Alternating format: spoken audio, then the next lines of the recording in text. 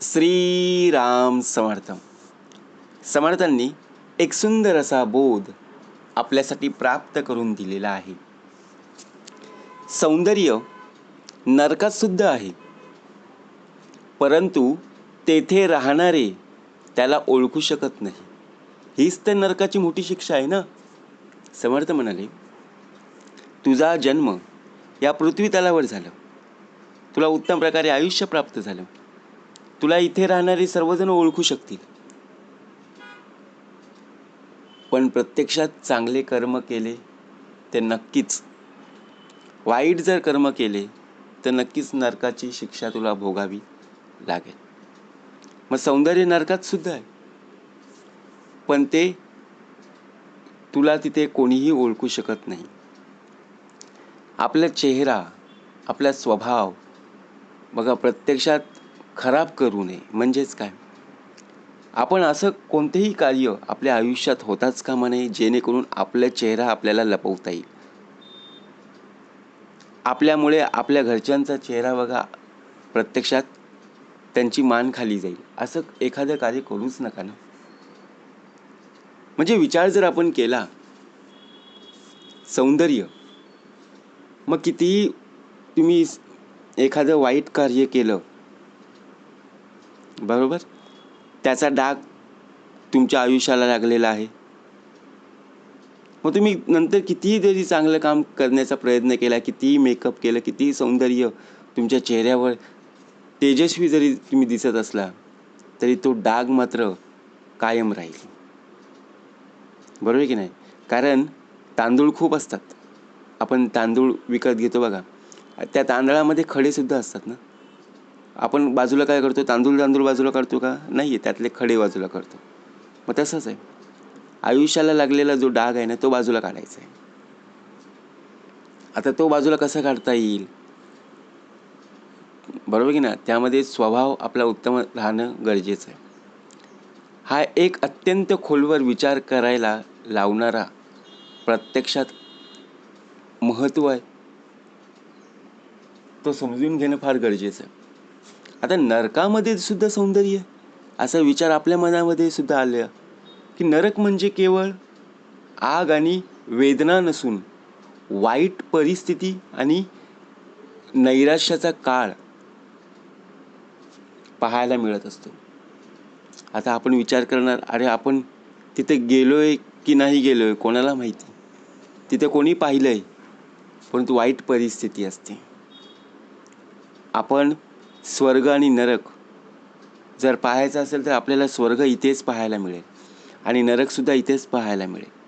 ते कसं? तू स्वर्ग म्हणजे काय हे जर विचार करत असेल तर देवाचं स्मरण, देवाचं नामस्मरण, देवाची पूजा ज्याप्रमाणे करत असतोस त्याचप्रमाणे देवाचे स्वर गात राहा. देवाचे स्वर गात राहा म्हणजे काय? स्वर गात राहा. बरोबर की नाही? देवाच्या नामस्मरणामध्ये असेल तर तुझा देह स्वर्गामध्ये. नरक म्हणजे काय?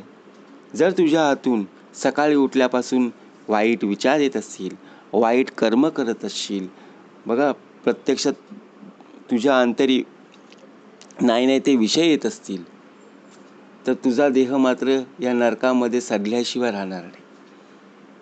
मग वाईट परिस्थितीला तुला सामोरं जावं लागेल. बरोबर की नाही? सौंदर्य म्हणजे सकारात्मकता, प्रेम, निसर्ग किंवा चांगल्या गोष्टी.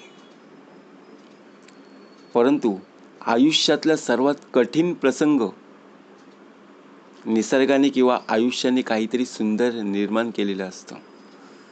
आता आयुष्यामध्ये सर्वात जेव्हा कठीण प्रसंग येतो त्यावेळी आपल्याला असं वाटतं की अरे इथं नकोच राहायला, आपल्याला कुठेतरी जायला हवं, जिथे आपलं मन मोकळे होईल, आपला तो जो विषय आहे तो विषय बाजूला सरेल. बरोबर की नाही? असं होतं की नाही?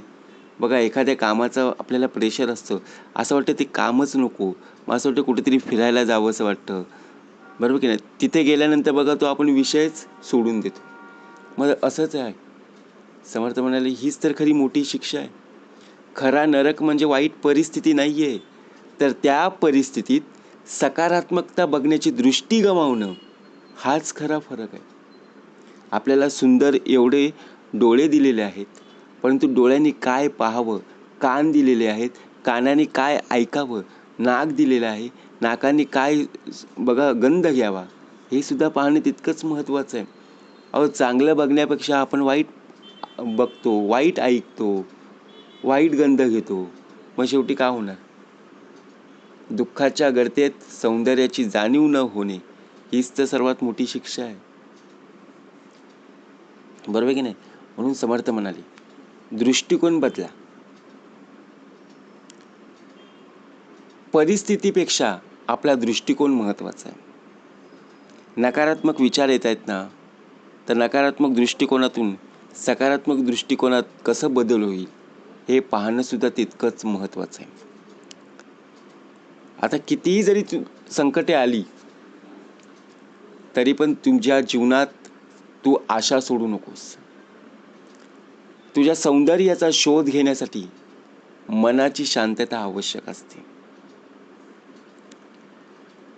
ज्याला सकारात्मकतेची जाणीव आहे तो वाईट काळातही चांगलं कार्य शोधण्याची प्रवृत्ती बघा माणसाला नैराश्यातून बाहेर काढत असते. म्हणून सुंदर असा बोध आपल्यासाठी प्राप्त करून दिलेला आहे.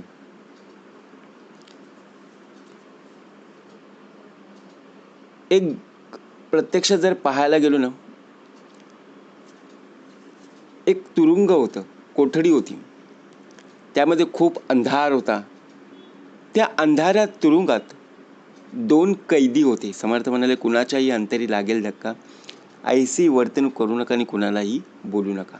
हा भाग आपल्यासाठी प्राप्त करून दिलेला आहे, आपल्याला बोधात्मक भाग. परंतु एकाचं नाव होतं आशावादी आणि दुसऱ्याचं नाव होतं निराशावादी. दोघंही एकाच कोठडीत, दोघंही एकाच तुरुंगात आणि दोघांनाही एकाच प्रकारची शिक्षा झाली होती. निराशावादी कैदी दिवसभर भिंतीकडे बघून नशिबाला दोष देत बसायचा. त्याला फक्त अंधार, ओलं आणि घाण दिसायची. तो म्हणायचा, हा नरक आहे, इथे काहीही चांगले नाहीये. परंतु दुसरा कैदी हा आशावादी. प्रत्यक्षात जर पाहायला गेलो, तुरुंगाच्या एका छोट्याशा खिडकीतून दररोज सकाळी येणाऱ्या कोवळ्या किरणांकडे तो पाहत बसायचा. त्या किरणात उडणारे धुळीचे कण त्याला सोन्यासारखे वाटायचे.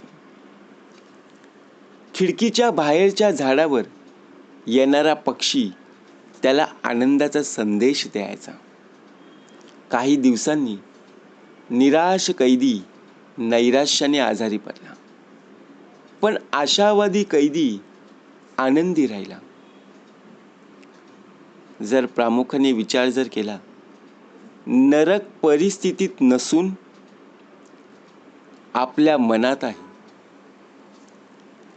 जर आपण आनंदाचा शोध घेतला तर नरकातही सौंदर्य सापडू शकतो. म्हणून वाईट परिस्थितीतही चांगल्या गोष्टी शोधण्याचा प्रयत्न करा. जीवनातली सौंदर्य हे डोळ्यांपेक्षा मनाच्या शांततेत जास्त दिसत असते. म्हणून भाग का दिलेला आहे? नरक यातना, स्वर्ग यातना. बघा, स्वर्ग ज्याप्रमाणे आपल्याच दृष्टिकोनातून आपल्याला पाहायचं आहे, बरोबर की नाही? जर पाहायचं असेल तर देवाच्या नामस्मरणामध्ये आपला देह असणं फार गरजेचं आहे. परंतु जर नरक यातना तुम्हाला भोगायची असेल तर प्रत्यक्षात ज्यावेळी तुम्ही वाईट कर्म कराल त्यावेळी तुम्हाला इथेच भोगणं आहे. म्हणून वाईट कर्म करण्यापेक्षा नकारात्मक विचार, बघा, प्रत्यक्षात नकारात्मक गोष्टीकडे लक्ष न देता सकारात्मक गोष्टी आपल्या जीवनात येणं फार गरजेचं आहे. दृष्टिकोन बदला, मार्ग नक्कीच बदलेल. परंतु आपण जर फक्त दिलेला जो आपला चेहरा आहे त्यावर सौंदर्य पाहण्यापेक्षा सौंदर्य कशात आहे हे ओळखायला आपण शिकलं पाहिजे. कारण सौंदर्य नरकात सुद्धा पाहायला मिळतं, परंतु जाणीव असली पाहिजे. जसं आशावादी आणि निराशावादी, एक त्याला संपूर्ण घाण दिसायची, भिंत दिसायची, परंतु दुसऱ्याला कोवळी किरणं दिसायची. सोन्यासारखी बघा ती किरणं त्याला पाहायला मिळायची. यातच खरं त्याला आनंद प्राप्त व्हायचा. म्हणून विचार खोलवर बघा, अत्यंत खोलवर विचार करणारा हा भाग आहे, समजून घेतलं पाहिजे. जय जय रघुवीर समर्थ.